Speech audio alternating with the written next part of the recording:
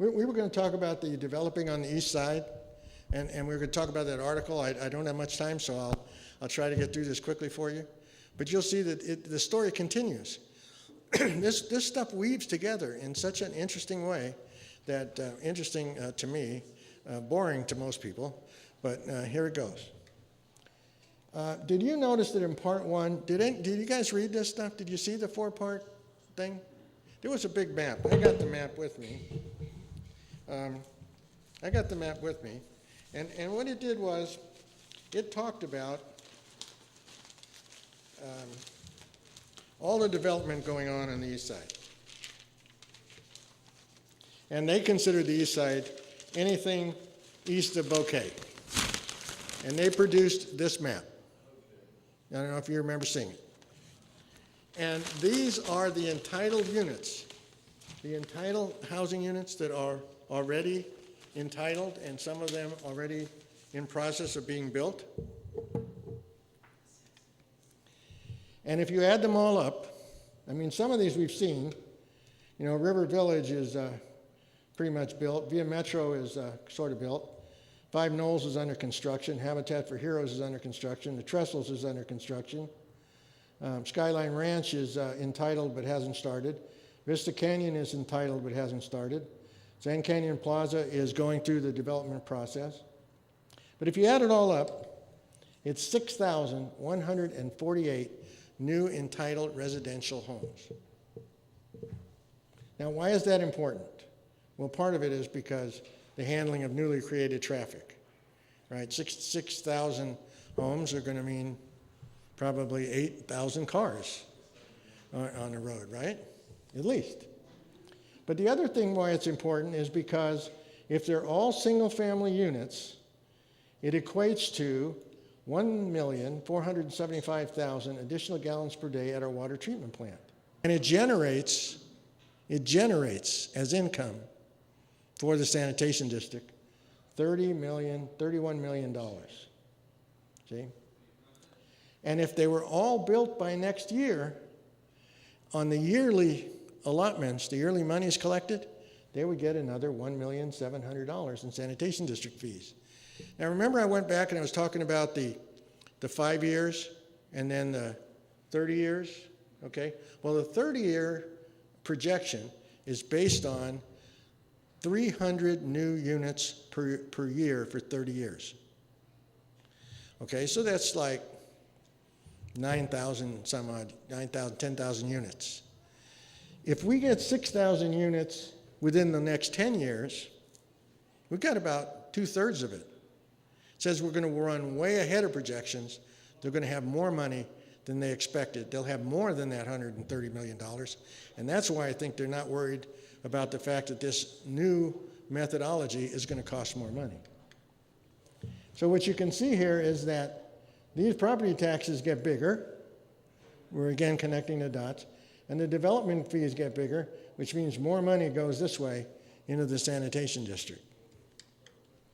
Now, number 2 talked about new roads.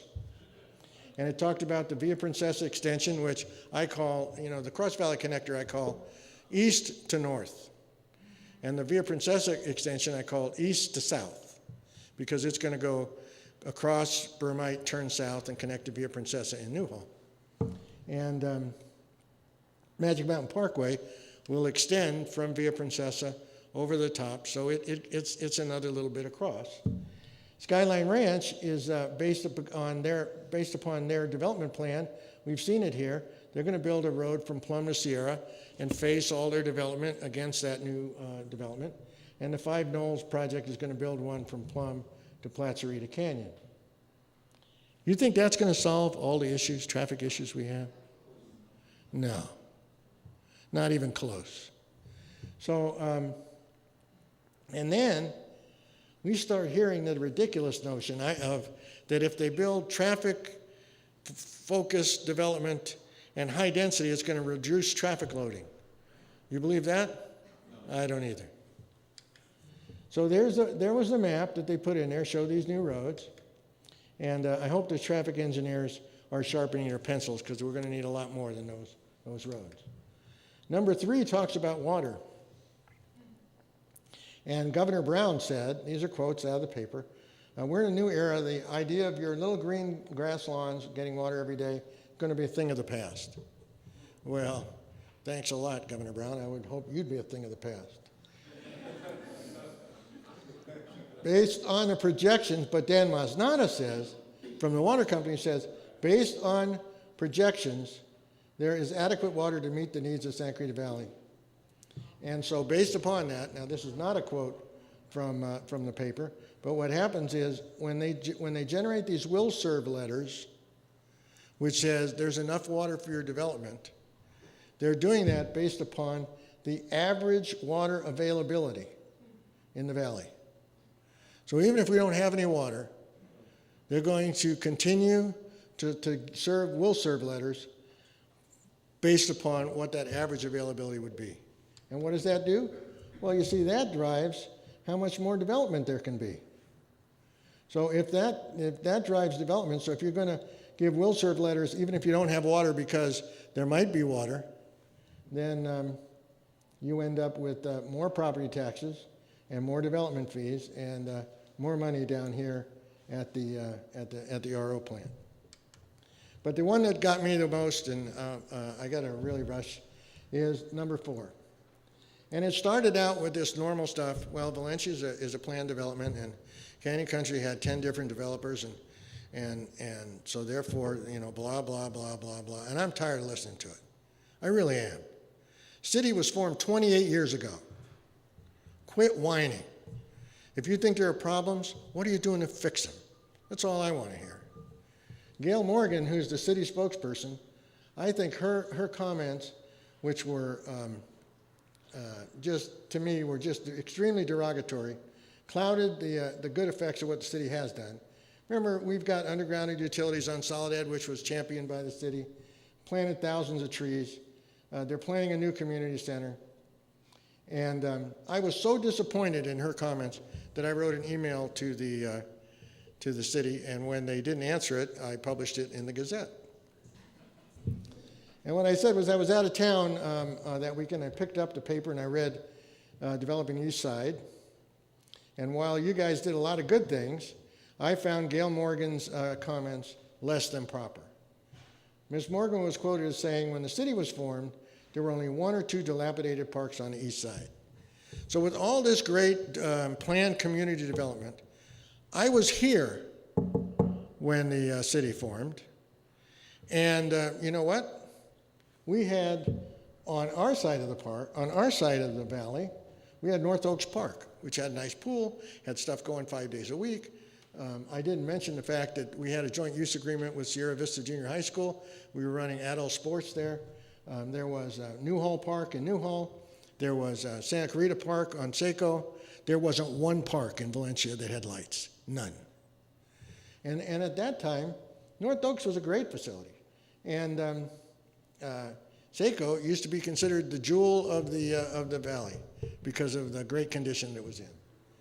And so the only reason why they're no longer using those facilities is because the city decided they didn't want to use them anymore. They got Central Park, and I know that wasn't why Central Park was formed, but they got Central Park, and when they got Central Park, they withdrew from North Oaks. They allowed the joint use agreement to lapse in both North Oaks and Sierra Vista. They refused to do any modifications to Seco Park, and so they stopped using it. So she went on to say, when the city goes on to discuss the first planned park on the east side that the city planned, the new park was going to be the latest and greatest, including all the bells and whistles. We're going to, you underprivileged people on the east side, we're going to give you everything you need. But when they got the city residents together, they realized all the people really wanted was a swing. You know what I want? I want a new city representative. Because during that time, I was serving as the chair of the Santa Cruz Adult Softball Committee. We were asking for that park to have another lit softball diamond. And we were told, oh no, park is too small, there's not enough parking, it wouldn't support adult sports.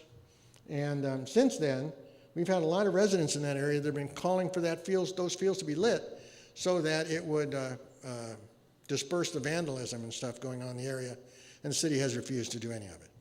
Don't tell me that you're going to, that it's our fault that we didn't get something better. Lastly, I recall Todd Longshore Park. I remember going to those meetings. They were up in North Oaks Park. And we went up there and we said, Todd Longshore Park, the ground was donated to the city as an active park. They gave them the money to grade it. Of course, the city waited 10 years, and then all of a sudden the money wasn't enough, right? And when we were told what we were asking, I remember the city representatives telling us, they don't care what we want. We're going to tell you what we're going to give you. This is not what I call a great way to do business. So I said to the mayor, in short, I'm dismayed by the attitude of some city representatives. While the city of Santa Clarita has provided many projects which greatly benefited Canyon Country, it is improper for the city to blame the residents and not accept responsibility for the way things are today. Wouldn't you agree with that? Good. Ms. Morgan's comments were beyond the pale, and the East Side deserves an apology. There you go. I didn't think I asked for too much. I wasn't asking for millions of dollars. And so I waited.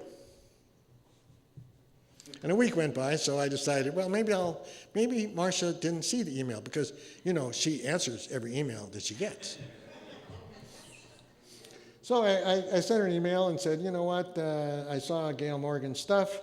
I was and still interested in your impression about the comments. Since I've not received a response, I thought there's a possibility my email was either misplaced. Just a friendly reminder that I am interested in hearing from you.